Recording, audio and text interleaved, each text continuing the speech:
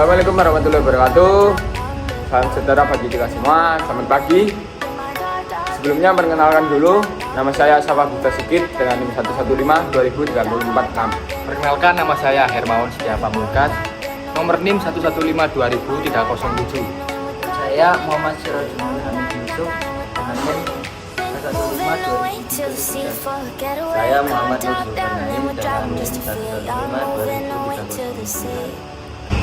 Kami mahasiswa Universitas 17 Agustus Surabaya dengan program studi ilmu komunikasi dan mata kuliah cyber komunikasi akan memberikan sedikit informasi tentang masyarakat informasi. Kita sekarang menggunakan lebih banyak informasi dalam kehidupan sehari-hari dari sebelumnya.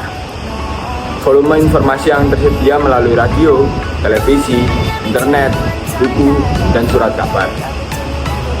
Majalah telah membesar, baik di negara maju maupun negara berkembang. Peningkatan arus informasi antara pihak-pihak, individu maupun organisasi telah membuat interaksi intensif informasi. Karena semakin banyak orang yang dikerjakan dalam pekerjaan sektor jasa, bahkan di negara-negara berkembang ada intensitas informasi yang lebih tinggi dalam jaringan ekonomi. Untuk selanjutnya akan dilanjut oleh teman saya. Perkembangan ini sebagian disebabkan oleh perubahan struktural yang telah terjadi dalam ekonomi dan masyarakat, dan sebagian karena kemajuan teknologi. Meskipun faktor-faktor ini sulit dipisahkan dari satu sama lain, tidak terlalu sulit untuk melihat bahwa teknologi telah memainkan peran yang sangat penting.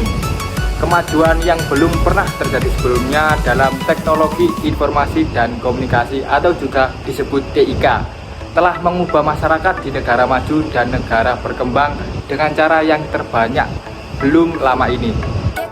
Cara kita melakukan kehidupan pribadi kita, cara kita membangun dan mempertahankan hubungan interpersonal, dan cara kita terlibat dalam kegiatan produksi dan distribusi telah mengalami perubahan yang memiliki implikasi jangka panjang bagi masyarakat secara umum dan untuk lapangan ekonomi pada khususnya. Bahwa kita dapat terhubung satu sama lain hampir di mana saja di dunia secara instan, dapat melakukan belanja, perbankan, pekerjaan kita dari kenyamanan 4 dinding rumah kita, dan dapat memiliki akses ke liburan, pendidikan, perawatan medis yang terbaik pasti telah meningkatkan kualitas hidup. Munculnya informasi di masyarakat menyebabkan masyarakat harus mengelola informasi.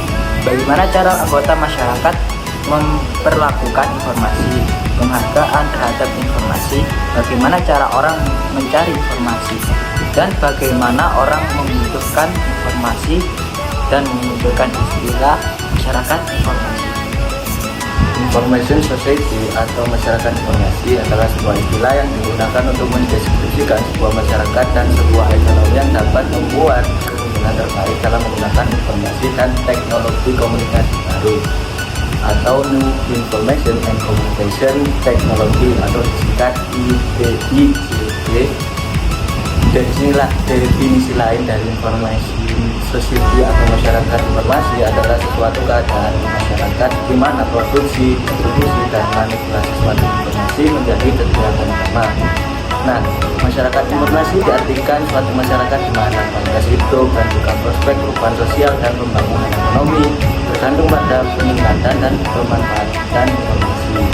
Dalam masyarakat seperti ini, standar hidup, pola kerja, dan kesenangan sistem pendidikan dan pemasaran barang-barang sangatlah dipengaruhi oleh akumulasi peningkatan informasi. Sejarah masyarakat informasi muncul pada tahun 1970, di mana saat itu terjadi peralihan dari masyarakat industri menuju masyarakat informasi. Definisi masyarakat informasi adalah suatu keadaan masyarakat di mana produksi, distribusi, dan manipulasi suatu informasi menjadi kegiatan utama. Ada dari para ahli mengatakan sebagian terbesar dari perkembangan aplikasi komputer di dunia bisnis pada masa mendatang akan berlandaskan kepada teknologi basis data dan saling terhubung melalui jaringan komputer. James Martin, 1979. Ciri-ciri masyarakat informasi. Yang pertama, kebutuhan. Adanya kebutuhan informasi yang tinggi dalam kehidupan masyarakat sehari-hari. Dan yang kedua, kegunaan. Penggunaan teknologi informasi untuk kegiatan sosial, pengajaran dan bisnis, serta kegiatan-kegiatan lainnya. Dan yang ketiga adalah kemampuan. Kemampuan pertukaran data digital yang cepat dalam jarak yang jauh. Sumber daya masyarakat informasi ada 5. Yang pertama, infrastruktur jaringan telekomunikasi yang harganya terjangkau oleh masyarakat. Yang kedua, masyarakat pemakai dan penyedia informasi. Ketiga, sumber daya manusia yang terampil dalam teknologi informasi. Keempat, industri teknologi informasi yang beragam dan luas. Dan yang terakhir, kelima, regulator yang mengatur tentang teknologi informasi sehingga ada hukum yang jelas dan tegas dalam penggunaan teknologi komunikasi. Untuk pembahasan selanjutnya adalah tahap evolusi masyarakat informasi. Pre-transitional society. Pada tahap ini, masyarakat belum menikmati pendidikan dan pendirian pendidikan belum ada. Pola kerja masyarakat juga masih mengandalkan kekuatan fisik. Hampir tidak ada upaya yang menyebarkan pengetahuannya. Early transitional society. Pada tahap ini, pendidikan formal sudah ada, tapi partisipasinya masyarakat masih rendah karena masyarakat masih menganggap pendidikan belum penting dalam hidupnya. Pola kerja masyarakat masih mengandalkan kekuatan fisik, tapi pekerja sudah mulai berpikir bagaimana mengerjakan pekerjaannya secara efektif dan efisien. Intermediate transitional society. Pada tahap ini masyarakat sudah mulai percaya bahwa pendidikan sangat penting. Rasio masuk sekolah atau School Enrollment Ratio atau SER, pendidikan dasar atau sekolah dasar sudah mulai meningkat. Pada tahap ini pola kerja yang mengandalkan pemikiran mulai meningkat dan para pekerja mulai mencari cara-cara yang lebih efisien untuk menyelesaikan pekerjaannya. Berikutnya, late transitional society. Pada tahap ini SUR pendidikan dasar sudah tinggi dan SUR pendidikan menengah mulai meningkat. Pola kerja masyarakat yang bekerja sudah mulai mencari alat untuk membantu menyelesaikan pekerjaan dengan cepat dan mudah. Early Advanced Society. Pada tahap ini sebagian besar anak umur sekolah dasar 7-12 tahun sudah mengenyam pendidikan dasar. SIR pendidikan menengah usia tinggi dan mulai ada peningkatan SIR pendidikan tinggi. Late Advanced Society. Pada tahap ini, SIR perguruan tinggi semakin meningkat. Sebagian masyarakat yang sudah memastikan pendidikan mulai menekuni bidang-bidang pendidikan keilmuan khusus atau spesialis. Hampir separuh upaya penyebaran pengetahuan dibantu media tulisan dan audio visual yang menggunakan teknologi tinggi. Super Advanced Society. Pada tahap ini, pendidikan sudah menjadi tujuan utama masyarakat. Pendidikan menjadi hal yang sangat penting untuk masyarakat perkotaan. Selain memiliki bidang spesialis, juga mempelajari hal-hal di luar spesialisnya demi kepuasan tujuan akan pengetahuan. Ciri era informasi. Informasi menjadi alat komoditi. Distribusi informasi berubah dari tercetak menjadi elektronik dengan karakteristik informasi terbaru, jurnal maupun prediksi. Setelah itu, sistem layanan berubah dari manual ke elektronik atau disebut dengan e-service. Kompetisi bersifat global dan ketat. Sektor ekonomi bergeser dari penghasil barang ke pelayanan jasa. Ciri era informasi yang kedua, interaksi langsung antara penyedia dan pemakai. Kualitas SDM ditentukan pada kemampuan memproduksi atau meramu informasi. Kepercayaan dan kepuasan konsumer menjadi tujuan utama. Pengambilan keputusan berbasis pada teknologi informasi. Terbentuknya komunitas masyarakat maya. Oke, berikutnya dampak positif era informasi. Yang pertama, efisiensi. Yang kedua, produktivitas. Nah, di dalam produktivitas ini ada beberapa poin penting lagi. Yang pertama, layanan publik atau pemerintah. Yang kedua, bisnis atau komersial, media massa, pendidikan, dan masyarakat.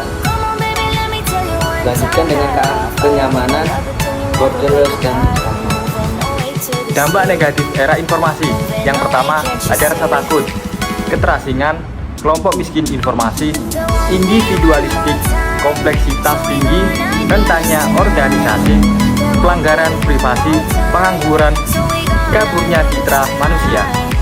Untuk yang terakhir adalah contoh fenomena aplikasi Zoom sebagai pembelajaran pada saat pandemi. Karena di sini di Indonesia sendiri masih di era pandemik yang aslinya sudah berganti dengan endemik, tapi kita masih mengupayakan untuk memutus tali penyebaran COVID-19 ini sendiri. Yang kedua ada SMS yang awalnya menggunakan pulsa, sekarang bisa menggunakan paket data dan dapat diakses melalui aplikasi, contohnya WA, Line, Telegram, dan lain hal sebagainya. Dengan adanya perkembangan zaman, telepon yang dahulu hanya bisa mendengarkan suara saja, kini bisa menampilkan visual dari kita, atau bisa disebut video call. Mungkin cukup sampai sini dari penjelasan tentang masyarakat informasi dari kelompok kami. Mohon maaf jika ada salah kata. Sekian dari kami. Wassalamualaikum warahmatullahi wabarakatuh. Bye bye. Perkenalkan, nama saya Safa Bista Sigit dengan NIM 115-2046. Dan perkenalkan, nama saya Hermawan Setia Pamungkas dan dengan nomor NIM 1. Menurut juga. Good job. Untuk selanjutnya akan dilanjut oleh teman saya. Nah, perkembangan ini Guyu stop. Another one. Another one. Sektor jasa, bahkan di negara-negara berkembang ada intensif.